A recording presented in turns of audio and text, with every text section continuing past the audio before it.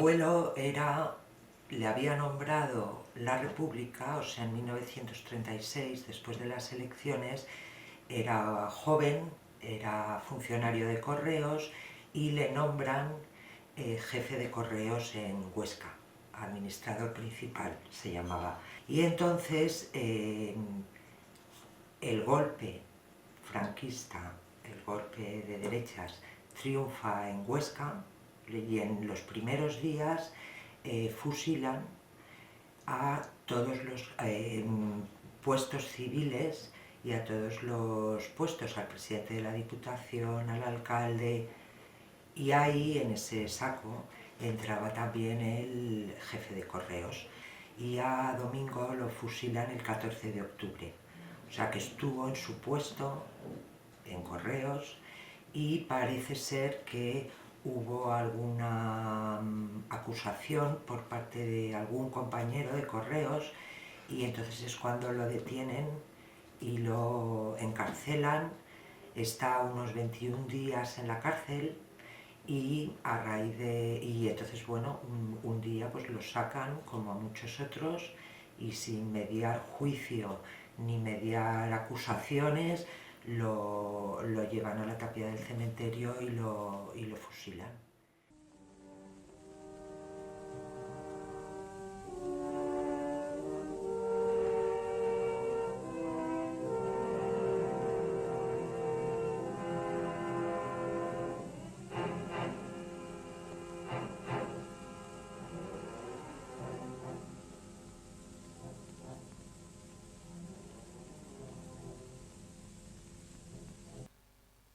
Aragón quedó dividido por una línea de frente de norte a sur de más de 400 kilómetros.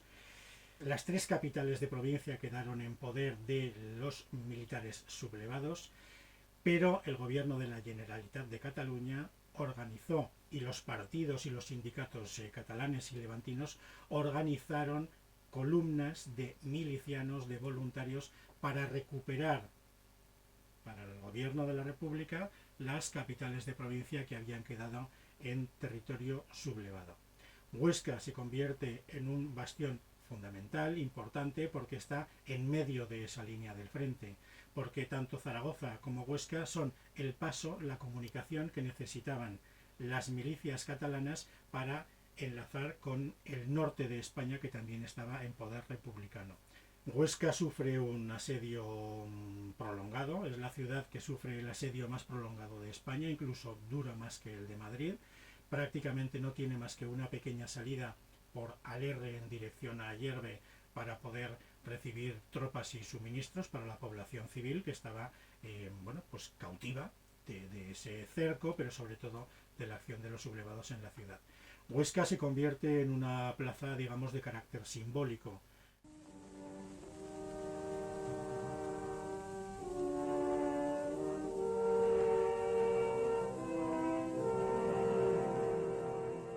Durante la guerra estaba en el frente porque me habían movilizado a hacer trincheras en el frente, a fortificaciones, y me cogió en las puertas de Huesca. Huesca quedó como línea de fuego.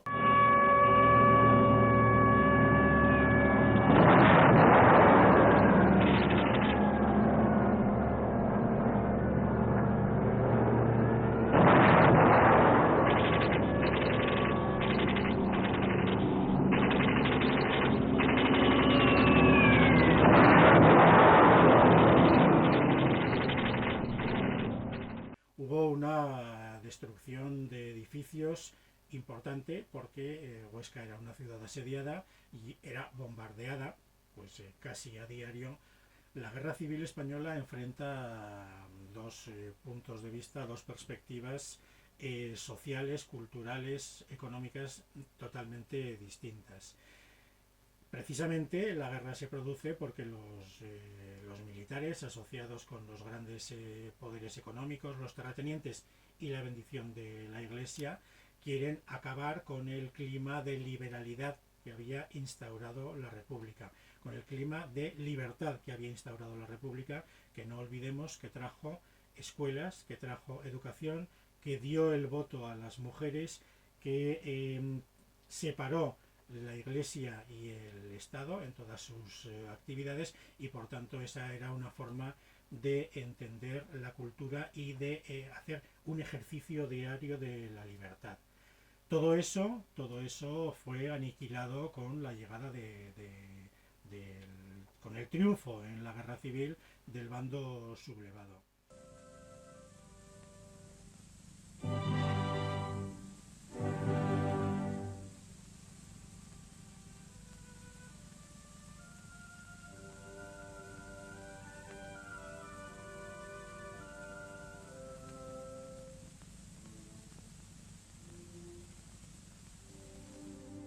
Hicimos algo que no se ha hecho a lo mejor en ninguna parte del mundo.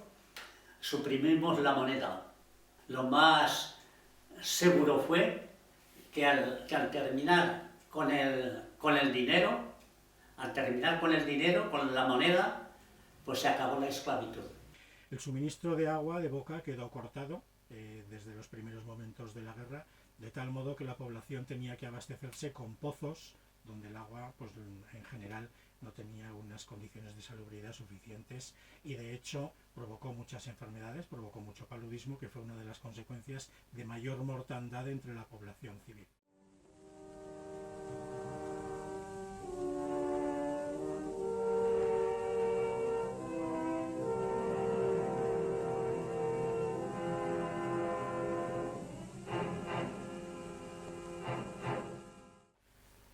La guerra supuso un desastre enorme.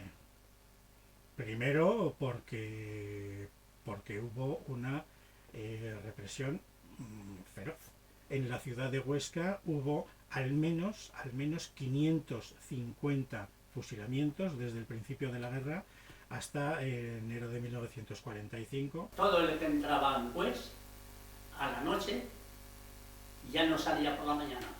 La noche del 23 al 24 de julio es ahí que se llevan los rehenes a fusilar a Huesca. A mi hermano el mayor, que se llevaron a mi hermano el mayor y a mi hermano el segundo de 24 años en el camión.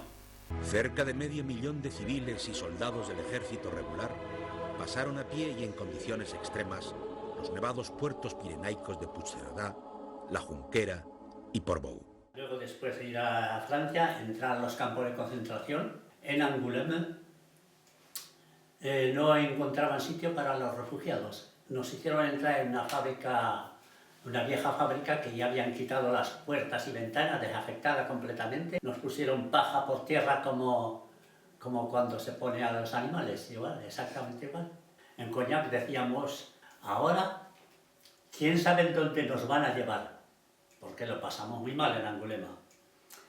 Pues a lo mejor nos ponen en un palacio, porque hay muchos palacios, pero cuando llegamos ahí todos en grupo, desde la estación de Cognac, vimos prisión municipal de Cognac, cárcel.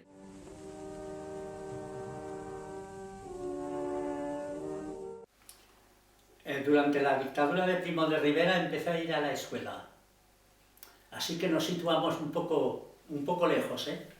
La gente dirá pues que este hombre es más viejo que Matusalén. Pues no, no soy tan viejo. Tenía yo 6 años, que hice el número 86 como alumno con un solo maestro.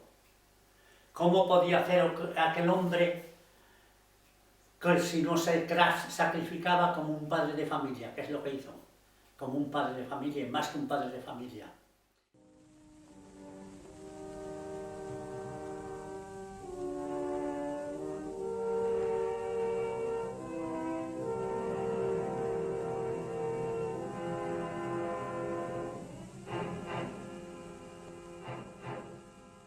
En España hay 130.000 personas que están todavía desaparecidas porque están enterradas en fosas comunes.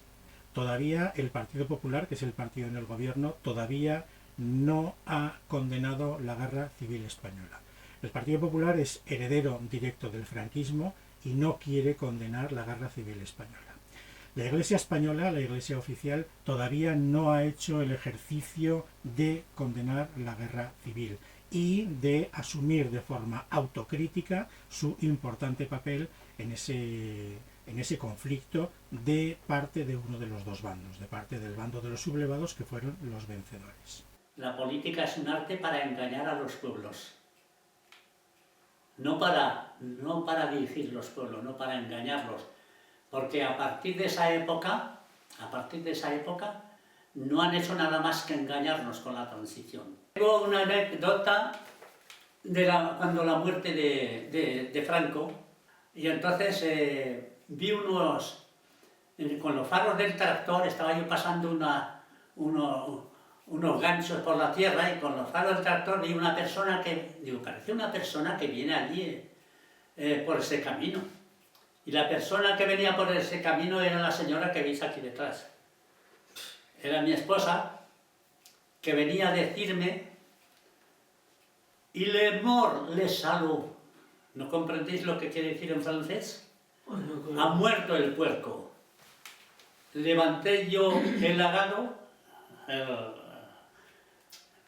no miré más las tierras, me fui a casa a escuchar las noticias para estar bien seguro, a ver si se había muerto, porque un mes antes habían anunciado los americanos que Franco se había muerto, pero durante un mes lo tuvieron ahí con alambres que se moviera para que lo viéramos todos, que aún Franco no había muerto y que el franquismo no quería morir. No, llegué y estaba ese Arias Navarro, que cuando lo veo, hasta cierro los ojos, porque de ver ese personaje tan criminal y tan asesino que anuncia: españoles, Franco ha muerto.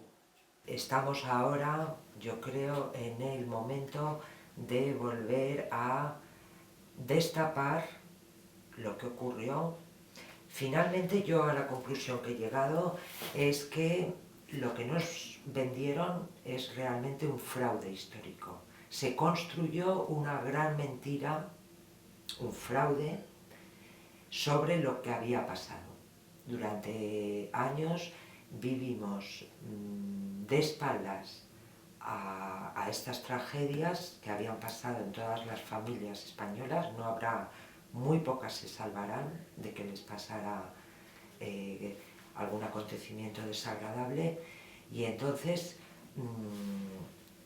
se mantuvo oculto, y por lo tanto estamos en el momento de volver a hablar de ello sin miedo, por derecho, y para hacer el homenaje que necesitan las personas. Y desde luego hay que denunciar ese fraude histórico que creó el franquismo, porque nos contaron la historia desde el bando de los vencedores. La legalidad vigente se la cargaron y luego nos lo vendieron al revés. A la población española no se le puede olvidar, y de hecho no se le olvida, que todavía hay muchos miles de ciudadanos que están en las cunetas y que no se les ha dado un entierro digno, no se les ha tratado con la humanidad que merecen los restos de esas personas que están ahí abandonadas. La sociedad española ha vivido mal el conflicto, las consecuencias, la memoria, las herencias de la Guerra Civil Española, porque el franquismo echó sal sobre la memoria de los vencidos. La transición supuso en buena medida una losa de silencio por parte de los acontecimientos de la Guerra Civil, y nuestro pasado traumático ha salido con muchas dificultades y a borbotones.